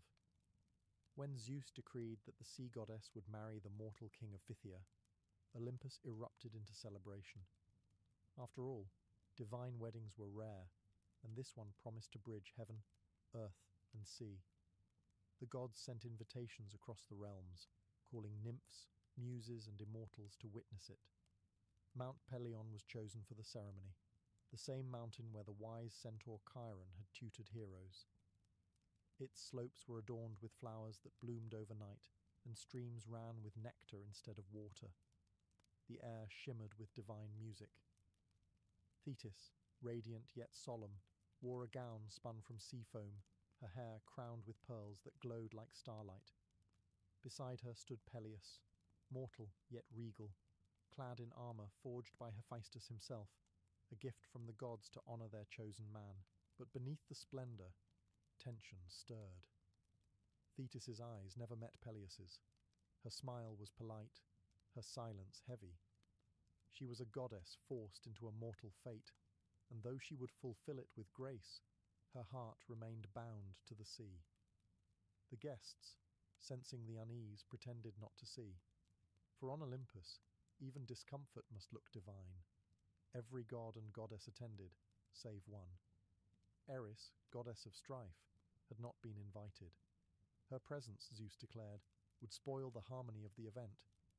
But no god is easily dismissed, and Eris would not forgive the slight. As the feast reached its height, she appeared in a flash of gold and tossed a single apple into the crowd. Upon it was inscribed 3 simple words: "To the fairest." That small act shattered the illusion of peace. Hera, Athena, and Aphrodite each reached for the apple, and with that gesture, the seeds of the Trojan War were sown. Yet for now, the laughter continued, and Peleus and Thetis exchanged vows before gods and men. Their marriage was sealed with wine and sea foam, the joining of fire and water, of mortality and immortality. And though neither knew it yet, their child would bear the fury of both. A hero destined to make the world remember his name, Achilles. Even before Achilles drew his first breath, whispers of his destiny echoed across both sea and sky. The fates themselves, those ancient weavers of inevitability, spoke on the night of the wedding. As the gods feasted on Mount Pelion, their voices trembled through the smoke of the sacrificial fires.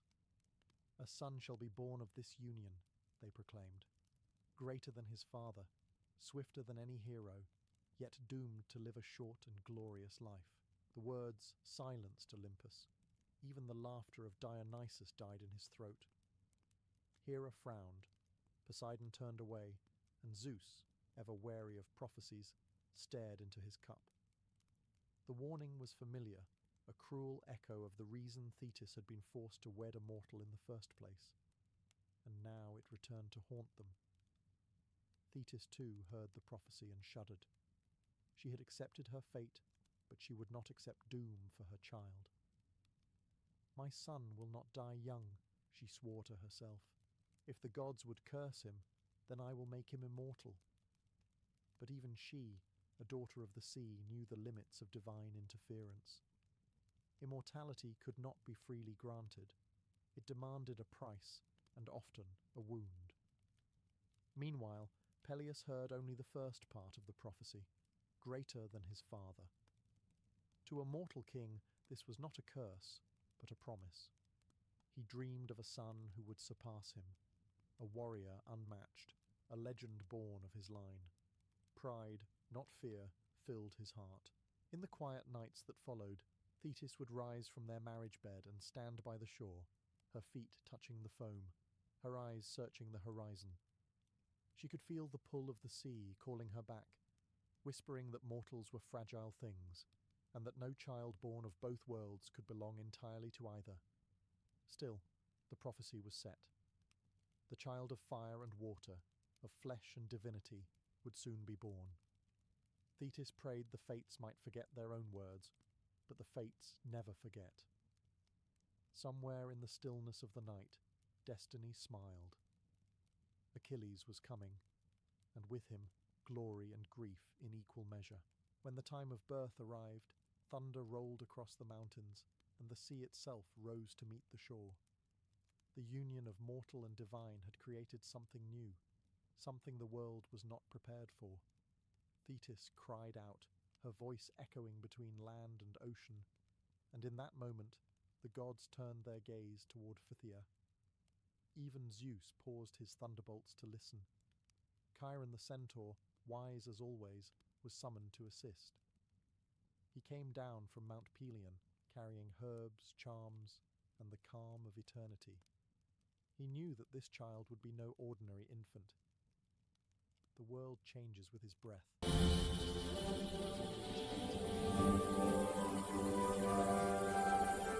Achilles, son of Peleus and Thetis, glowing faintly with divine light, his first cry fierce and clear as a war horn. Peleus looked upon his son with pride, untainted by fear. To him, this child was the promise of immortality through legacy. He will be the greatest of men, he said. But Thetis, holding her child close, saw something else, a shadow in his brightness, a whisper of the prophecy she could not silence. The infant's skin shone like polished ivory, yet beneath his perfection Thetis could feel mortality pulsing, fragile, fleeting. She knew that in him the blood of gods and men fought silently. She feared what that struggle would bring. That night, when Peleus slept, Thetis carried her child to the sea. The waves parted for her, recognizing their mistress. There she bathed Achilles in the sacred waters, hoping to wash away his mortality. But the sea could not take what fate had bound. Immortality, once denied to her, would not be freely given to her son. Still, Thetis refused to accept defeat. If the sea could not protect him, perhaps fire could. There existed an ancient secret among the gods. That divine flame could burn away mortality if one dared to endure the pain. And so, she made her decision in silence. By dawn, the child slept peacefully in her arms, but Thetis's eyes were stormy. Achilles was alive, yet unprotected. She knew the time would come when she must try again, to outwit destiny itself, even if it meant defying Olympus once more. Thetis could not sleep. The prophecy haunted her with every breath her child took. Achilles was radiant, divine blood glowing beneath mortal skin, yet she could see how fragile he truly was. Each time he cried, she felt the echo of death. So, one night, she rose from Peleus's side, cradled her infant son, and went to the great hearth of their palace. If the gods would not grant her son immortality, she would seize it herself. There was an ancient belief whispered among the sea nymphs that fire, sacred and eternal, could burn away mortality if wielded by divine hands. So Thetis, desperate and defiant, held her son over the flames. She did not throw him in. She let the fire lick his limbs, consuming the mortal weakness in his flesh, while her divine touch protected him from pain. The flames hissed and curled around him, a strange fusion of agony and blessing. Each night she returned to the hearth, dipping Achilles into the sacred fire. Slowly, his skin grew stronger, shining faintly like polished bronze. But immortality demands balance, and her secret ritual did not go unnoticed. One evening, Peleus awoke and found his wife standing over the fire, his son half submerged in the glow. He shouted in horror, mistaking devotion for madness. Thetis turned, her eyes wide with divine fury. "You fool!" she cried. "I was burning away his death, but the moment was lost." Peleus rushed forward, the flames sputtered, and the spell broke. The fire dimmed, leaving behind only smoke and silence. Thetis stared at her mortal husband, the man who had interrupted the impossible, and realized their worlds could never truly meet. Without another word, she vanished into the sea, leaving behind only salt on the air and sorrow in Peleus's heart. The child, unharmed but unfinished, slept in his father's arms, strong yet not immortal. And so the attempt failed, but not completely.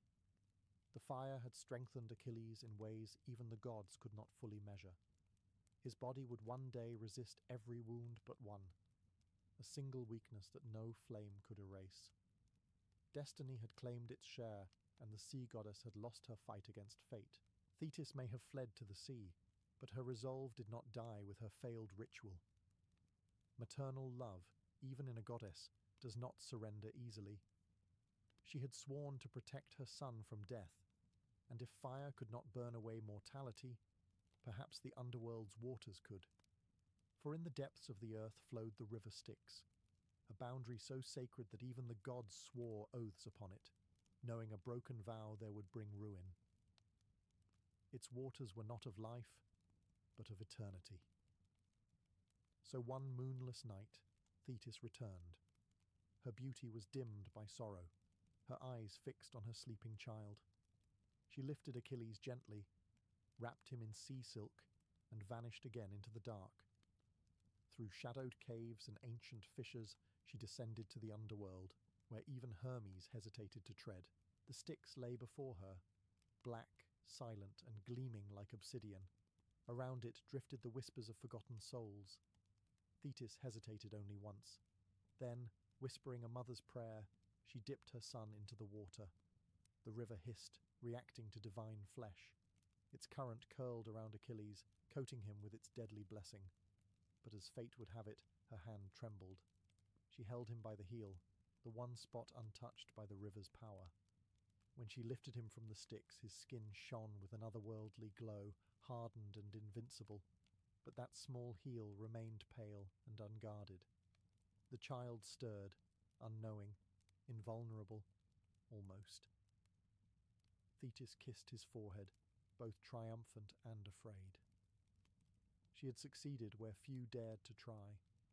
Her son would be nearly immortal, yet the small oversight, that single vulnerable point, would one day prove fatal. The gods, amused by her defiance, let her go, for even they respected the cruelty of fate. When she returned to the world above, the waves rose to greet her, shimmering with pride. Achilles was safe, or so she believed. She laid him once more beside Peleus, and vanished into the sea for good, leaving the mortal world behind. The boy slept peacefully, untouched by fire, shielded by death's own river. But in the stillness of that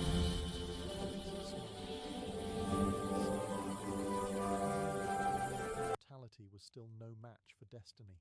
After Thetis vanished into the sea, Peleus was left with a child half divine and half mortal, radiant, untouchable, and utterly beyond his understanding. Though he loved his son fiercely, he knew that Achilles was not meant for an ordinary childhood. His strength, even as an infant, was astonishing. He could wrestle serpents in his crib, and the nursemaids whispered that his eyes gleamed like a predator's even in sleep. Peleus, wise enough to fear what he adored, turned to the one being who could guide such a child, the immortal centaur, Chiron. Chiron lived high on Mount Pelion, a place where mortal and divine worlds met. Unlike other centaurs, who were wild and savage, Chiron was noble, patient, and impossibly wise. He had tutored heroes before, Jason, Theseus, and even Heracles. But when Peleus arrived, carrying the infant Achilles, Chiron sensed something different. "This one," he said softly, "will not live long." but his name will outlive kingdoms, and so began Achilles' true education. Under Chiron's care, the boy learned more than the art of war. The centaur taught him music, poetry, medicine, and mercy. He learned the ways of herbs and stars, how to track a deer through mist, and how to mend a wounded heart. Yet above all, he learned discipline, the balance between rage and reason, strength and restraint. Each morning, Chiron tested him with the bow, the spear, and the sword. By noon, he hunted on the slopes of Peleus, running faster than any hound. At dusk, he listened to the old centaur's stories, of gods and men, of pride and downfall. "Remember, Achilles," Chiron would say, "glory is a flame. It can light the world or burn it down." But even as Achilles grew in skill and wisdom, there was restlessness in his blood. He felt the sea calling to him, though he did not understand why. At night he dreamed of a woman's voice, soft and sorrowful, whispering his name beneath the waves. Chiron said nothing of it. He knew better than to fight fate. The boy's path was already written, forged by gods, sealed by prophecy. Achilles would be a hero. But heroes, Chiron knew, were not made for peace, only for remembrance. As Achilles grew into youth, his brilliance became impossible to hide.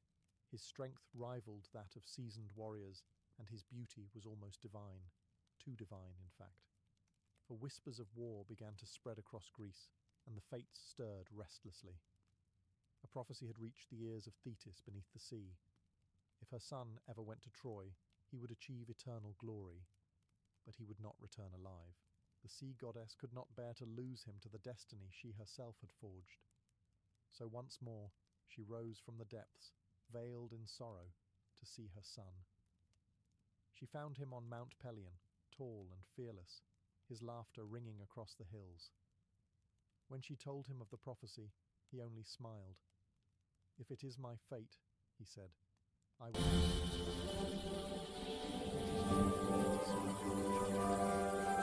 Desperation breeds cunning. She disguised Achilles as a girl and took him to the island of Skyros, to the court of King Lycomedes. There, among the king's daughters, she hid him, dressing him in silks, teaching him to move softly and speak gently. The world's greatest warrior was disguised as a maiden, his armor replaced by embroidery, his voice subdued by fear and love. For a time, the ruse worked. The girls adored their mysterious companion, who was stronger, swifter, and far more graceful than any of them. Achilles went by the name Pyrrha, the red-haired one, and though he laughed at the charade, he obeyed his mother's wishes, for her sake, not his. But fate is not so easily deceived. When the Greek kings began mustering armies for Troy, the seer Calchas told them that the war could not be won without Achilles. Odysseus, ever the trickster, set out to find him. He arrived at Skyros disguised as a merchant, bringing jewels and fabrics for the maidens, but also a set of weapons, gleaming under the sun. When Achilles saw the sword, instinct overpowered disguise. His hand reached for the hilt, his stance hardened, and in that moment, Odysseus smiled. The charade was over. The hero had revealed himself. Thetis's deception had bought time, but not victory. The world was calling, and Achilles was ready to answer.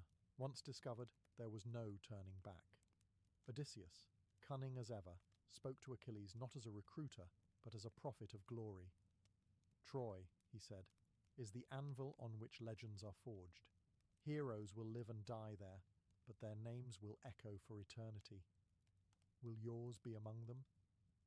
The words struck something deep within Achilles, something older than fear, that fierce longing for greatness that no prophecy could quench. Thetis's pleas still lingered in his mind, her voice warning that he would never return. Yet Achilles was young, and immortality through fame burned brighter to him than immortality through safety. "Better a short life full of glory," he declared, "than a long one forgotten." And with that vow, he sealed his fate. Peleus, proud but mournful, gave his son his blessing. He sent for the armour Hephaestus had once forged for him, a gift from the gods now passed to their child. "Wear this," he said, fastening the greaves. "May it remind you that greatness carries weight." Achilles embraced his father for the last time, though neither spoke of death. Both men understood what could not be undone. Before leaving, Achilles returned once more to Chiron's cave on Mount Pelion. The old centaur, who had raised him, said nothing at first. He simply looked at his pupil, now taller, stronger, radiant with youth. Finally, Chiron broke the silence. "The path of the hero is not chosen," he said. "It is endured." Then he handed Achilles a spear carved from ash, balanced perfectly for his hand. "Remember what I taught you. Fight with purpose, not anger." When Achilles departed, the mountain wind seemed to mourn him. Down below, Odysseus and his fleet waited, sails taut against the sea breeze. As Achilles stepped aboard, the waves themselves rose in recognition, for the ocean still remembered his mother's touch. Behind him, Thetis wept beneath the waves. She had hidden him, begged the fates, defied Olympus itself. But nothing could silence destiny. Her son would go to Troy, and the world would remember his name forever. As the ship vanished over the horizon, the sun caught the bronze of his armour, and for a brief moment it seemed as though a star had descended to earth, burning, unstoppable, and already doomed. As the ships of Greece sailed toward Troy, a hush seemed to fall over the world. Even the gods paused, watching the spark of destiny blaze across the sea. Among the hundreds of warriors aboard, one shone brighter than all. Achilles, son of Peleus and Thetis, the child of prophecy, half mortal, half divine. The wind carried his name like a hymn. Heroes whispered it with awe, and kings envied it. He was not yet a man, but already legend trembled at his feet. On the journey, Odysseus studied him in silence. He had seen ambition before, but Achilles's was something else, a hunger that bordered on sacred. The young warrior spoke little, though when he did, his words burned with conviction. "Glory does not wait for those who hide," he said once. "It waits for those who meet their end without flinching." Even the seasoned generals fell quiet at that. Far below, beneath the waves, Thetis felt each gust of wind that filled his sails. She prayed to the gods who had betrayed her, begged them to protect her son. But she knew the truth. Destiny does not bend, even for a goddess. The fates had already spun the thread of Achilles' life, brilliant, short, and unbreakable. When the fleet reached Aulis, the priests made sacrifices to seek the favour of the winds. Flames rose, and smoke curled into omens. The seer Calchas spoke again. "The walls of Troy will not fall without the wrath of Achilles, and when his wrath burns out, so too will his life." Achilles listened, unshaken. There was no fear in him, only certainty. He looked toward the east, where the city of Troy waited, shining faintly on the horizon like a challenge from the gods themselves. That night, under a sky heavy with stars, he stood at the bow of the ship and whispered to the sea. "Mother," he said softly, "I will make you proud." The waves did not answer, but they glowed faintly in reply. The dawn that followed marked the beginning of the greatest war in mortal memory, and the rise of a hero who would never fade. Achilles was no longer just a son or student. He was destiny in motion, the mortal who would defy gods, embrace glory, and burn brighter than any flame the world had ever seen.